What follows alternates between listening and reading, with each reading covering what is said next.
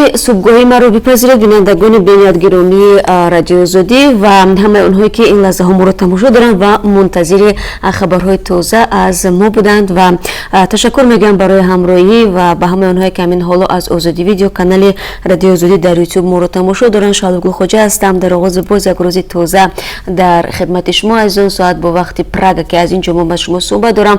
رسو هفته صبح هست در مسکو که اکثر موجود از اونجا ما رو تماشا میکنن ساعت 9 و در تاجیکستان در دوشنبه ساعت 11. خب قبل از اون که من نگاه اندازم به خبرهای در دست بوده، بار دیگر میگم که امروز دوشنبه است 18 فوریه و نگاه میاندازیم به باد و هوای سه کشور. در پراگ ما امروز هوای بهاری داریم، روزانه هوا آفتابی شده، گرمی به 11 درجه خواهد رسید. در مسکو پایتخت روسیه احتمال میرود که امروز برف باریده، سردی هوا 3 درجه زیر صفر باشد. در دوشنبه امروز هوای بارانی پیشگویی شده است، احتمال می رود که گرمی 5 درجه رو تشکیل بدهد. اما فکر میکنم در هر باد و هوا شما بینندگان عزیز ما رو تنها نمیگذارید و در چند دقیقه خبرهای تازه تاجیکستان و جهان را از ما خواهید شنید. وزارت امور خارجه ایران گفته است که نگاه تهران بر روابط با تاجیکستان نگاه خویشاوندی است. در یک ماه اخیر در روابط سرد 3 ساله میان دوشنبه و تهران تحولات به میان آمده و به نظر می رسد که جانب‌ها خواستار بهبود مناسبت ها هستند. به نوشته سایت رسمی سفارت ایران در تاجیکستان، سراج‌الدین مهریدین وزیر امور خارجه تاجیکستان هفته گذشته در مراسم تجلیل از 40مین سالگرد پیروزی انقلاب اسلامی در سفارت ایران در دوشنبه گفته بود سال 2019 سال رفع مانع ها بوده در گسترش رابطه ها بین دو کشور دوست و برادر تاجیکستان است. بهرام قاسمی سخنگوی وزارت امور خارجه ایران روز جمعه 15 فوریه در گفتگو با خبرگزاری رسمی ایران ایرنا با اشاره به این سخنان وزیر امور خارجه تاجیکستان و روابط دو کشور گفته است رابطه های ایران و تاجیکستان روابط عمیق، مشترک و کهنه می باشد و نمی توان این پیوندها و پیوستگی های بیادگار و ماندگار از گذشته های دور را نادیده گرفت. سخنگوی وزارت امور خارجه ایران در ادامه تاکید کرده است که آنها خواهان تاجیکستانی هستند که صلح و ثبات همیشگی داشته باشد و رو به رشد و توسعه باشد. و افزوده است که سیاست کشورش در سالهای بعد از استقلال تاجیکستان ایستادن در پهلوی حکومت تاجیکستان بوده است و این سیاست و استراتژی هست که همچنان از سوی تهران عملی می شود و تغییر نکرده است. گذشته از این بهرام قاسمی از جمله گفته است ایران از هیچ گروهی که علیه ارکان قانونی تاجیکستان اقدام کند حمایت نکرده و نمیکند و همیشه رابطه های برادرانه با دولت آن کشور را خواستار بوده است. خب و گذشته از این باید گفت که سخنگوی وزارت امور خارجه ایران امیدواری کرده است که با استفاده از همه ظرفیت‌ها به ویژه فعالتر شدن کمیسیون همکاری های مشترک دو کشور، همکاری های دو کشور گسترش یابد. خب شراف‌الدین گدایف یکی از مخالفین پیشین حکومت تاجیکستان که با گفته مقامات به خواهش خود به تاجیکستان برگشته است با خبرنگاری سپوتنیک تاجیکستان مصاحبه ویژه انجام داد. این خبرگزاری از قبل گدایف می نویسد که او فعلا در منزلشان در شهر دوشنبه در نزد مادر و پیوندانش قرار دارد. شراف‌الدین گدایف در صحبت کوتاه با این خبرگزاری گفته است که با خواهش خودش به وطن برگشته و پس از چند روز عملا نشان خواهد داد که آزاد است و شکنجه نشده است. گذشته از این او با مراجعت از جوانان ناراضی بیرون از کشور دعوت نموده است که به تاجیکستان برگردند. به گفته گدایف نیت دارد زن و 2 فرزندش رو که در نیدرلندند به وطن برگرداند.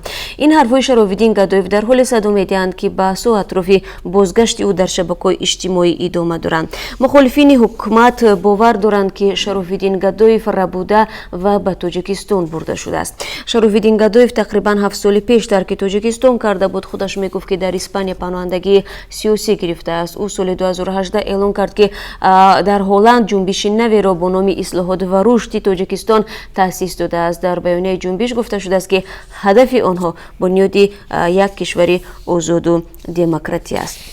نگاه می‌اندازیم به خبرهای دیگر. دوستانی ولایت سوخت از موردهای قصداً سرایت نمودن به بیماری نورسایی مسئولیت بدن و یا خود ویچ سپید نگرانی میکند. از جمله حبیب الله وحیدов دوستانی این ولایت ضمن نشست خبری گفت که در سال 2018 در حدود ولایت از روی مدعی 125 یعنی سرایت کردن به ویچ 6 پرونده آغاز شده بود، اما تنها در ماه ینور امسال الکی 7 پرونده جنایی نسبت افراد دارای ویروس ویچ شده است که قصداً دیگران را با این ویروس آلوده کردند. بنابر معلومات دادستانی در سال گذشته در ولایت سوخت 387 حالت نوی گرفتاری به این ویروس ثبت شده است که از این بین 239 نفرش زنان بوده و 97 نفرش وفات دیدند. این هم در حالی است که حبیب الله وحیدов میگوید از سال 2001 به این طرف در شمال تاجیکستان 2411 بیماران ویچ به قید گرفته شدند که اکثریت آنها مردان میباشند. نگاه می‌اندازیم به خبرهای جهانی و باز بعد این برمیگردیم به خبرهای تاجیکستان. از این خاطر ما را تماشا کنید، زیرا در پایان صحبت من همین گونه به قرب اسعار خارجی در بانک‌های تاجیکستان نگاه می‌اندازم، چون هر روز شما در این باره از ما بینندگان عزیز می‌پرسید. دونالد ترامپ رئیس جمهوری آمریکا اعلام کرد که گروه تندروی دولت اسلامی یا داعش در حال فروپاشی است و از کشورهای اروپایی خواست صدها تن از جنگجویان بازداشت شده را پس بگیرند. ترامپ روز 16 فوریه در توییتر نوشت آمریکا از بریتانیا، فرانسه، آلمان و متحدان دیگری اروپایی می‌خواهد تا بیش از 800 جنگجوی داعش را که ما در سوریه دستگیر کردیم پس گرفته و محاکمه کنند. رئیس جمهوری آمریکا نوشت انتخاب دیگر چندان مناسب نیست و آن هم این است که مجبور خواهیم بود آنها را رها کنیم. ولی افزود ایالات متحده آمریکا مایل نیست شاهد نفوذ افراد داعش در اروپا باشد، جایی که انتظار می‌رود به آن بروند. به قول دونالد ترامپ آمریکا پس از پیروزی 100% به خلافت از سوریه خارج خواهد شد. کشورهای اروپایی و کشورهای دیگری جهان در سالهای گذشته از سفر شهروندان خود به سوریه برای پیوستن به صف گروه دولت اسلامی خبر داده بودند. در بعضی موارد معلومات نیز درباره این افراد اعلان شده است.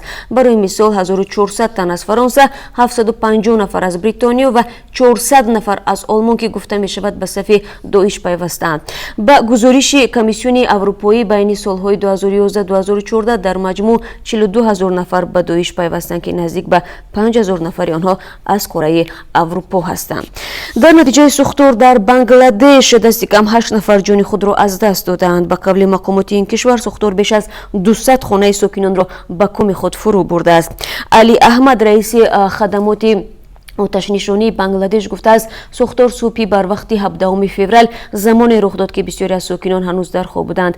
به قول علی احمد در نتیجه سوختار حداقل 50 تن دیگر زخمی شدند. هر سال در پی واقعه‌های ناگوار در کشور فقیر بنگلادش صدها نفر هلاک میشوند. برای مثال در سال 2013 در نتیجه فرو رفتن بنای کارخانه رانا پلازا بیش از 100 کارگر جان باخته بودند. وزیر کارهای خارجه ایران تلاش واشنگتن را برای فشار آوری بالای متحدان اروپایی تنقید کرده است. آمریکا از کشورهای اروپایی دعوت دارد که از سازش هسته‌ای سال 2015 با تهران بیرون شوند.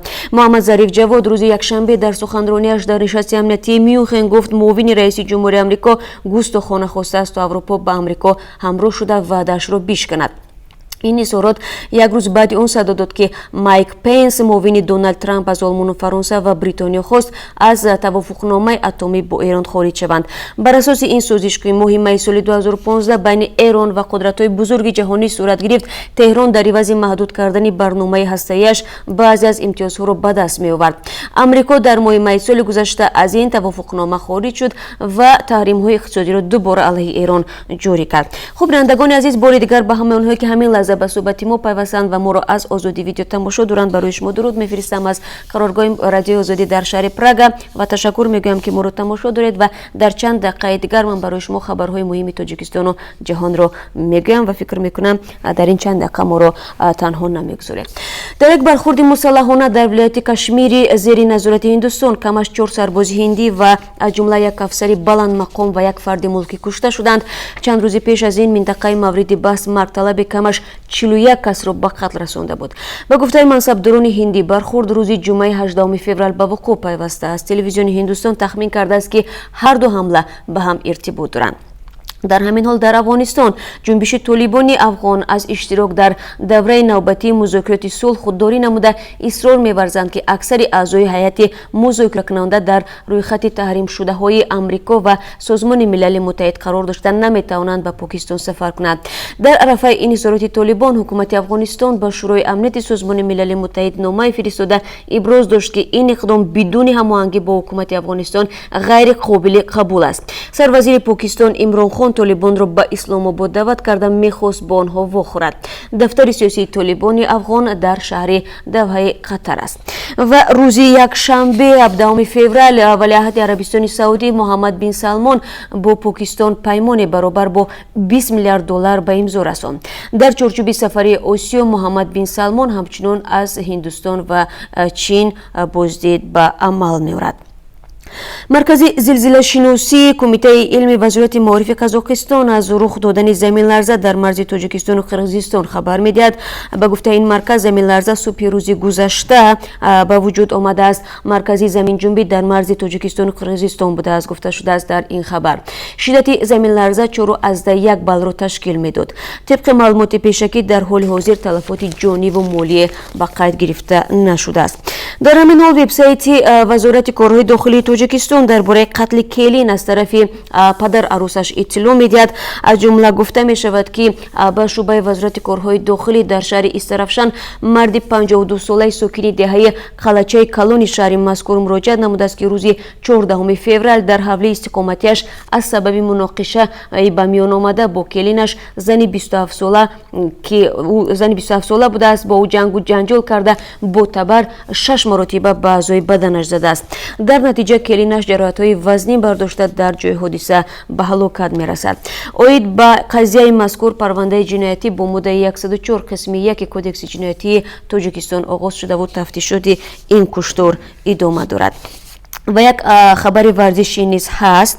ورزشکاران توجیک از جام اروپا اوید به جودو میان نوجوانان تا 21 ساله که روزهای 16 و 17 فوریه در شهر سنت پترزبورگ روسیه برگزار شد با یک مدال برنجی برمیگردند. محمد رضا قوت ورزشکار توجیک در این سبقت برنده مدال برنجی گردیده است. او در رقابت‌ها در وزن زیر 60 کیلو بعد 3 پیروزی در دوره انتخابی بر انوشیروان نظرزاده روسیه، اندراس ویدای مجارستان و دمیتری کاتلنیکوف روسیه به نیم فینال برآمد. ولی محمد رضا در دوره نیمه نهایی از خطک به سیف روسیه مغلوب شد. بعداً او در قوه آزمایی برای جای سوم بر دولان سوون روسیه پیروزی به دست آورده با مدال برنجی سرفراز گشت. به اطلاع سامانه رسمی فدراسیون بین‌المللی جودو در جام اروپا بین نوجوانان سالهای تولدشان 1999 تا 2001 دیروز به پایان رسید. 242 ورزشکار از 14 کشور از آن جمله 6 جمهوری سابق شوروی شرکت کردند. به هیئت دسته منتخب تاجیکستان 12 گشتیگر داخل بوده است. به همین ترتیب در حساب عمومی دسته تاجیکستان با کسب یک مدال برنجی جایگاه ششم را صاحب شده است. خب امیدواریم که در سبقت‌های من بعد ورزشکاران تاجیک بیشتر از خود نشان خواهند داد و با مدال‌های زیادتر به وطن برمیگردند. و در پایان صحبت نگاه می‌اندازیم به بازار قرب اسعار خارجی که برای امروز از سوی بانک ملی تاجیکستان معین کرده است و در سایت رسمی این بانک است. $1 9 سومانی و 43 درهم، 1 یورو 10 سومانی و 64 درهم و 1000 روبل روسی 141 سومانی و 40 درهم میباشد. خب بینندگان عزیز، با سپاس برای تماشای شما و من شما رو بعد از 3 ساعت دیگر بازم در پخش مستقیم در تقدیم سرخطای روز و میگونه در برنامه خبری منتظر میشم. برای اونهایی که در روزهای شنبه و یک شنبه به عنوان ما عکس و ویدیو فرستادن تشکر میگم و انتظار می‌رود که بعضی از این نوارها رو ما در برنامه‌های امروزه خود برای شما نمایش بدیم و تا صحبت‌های بعدی ما رو منتظر باشید. خدا نگهدار.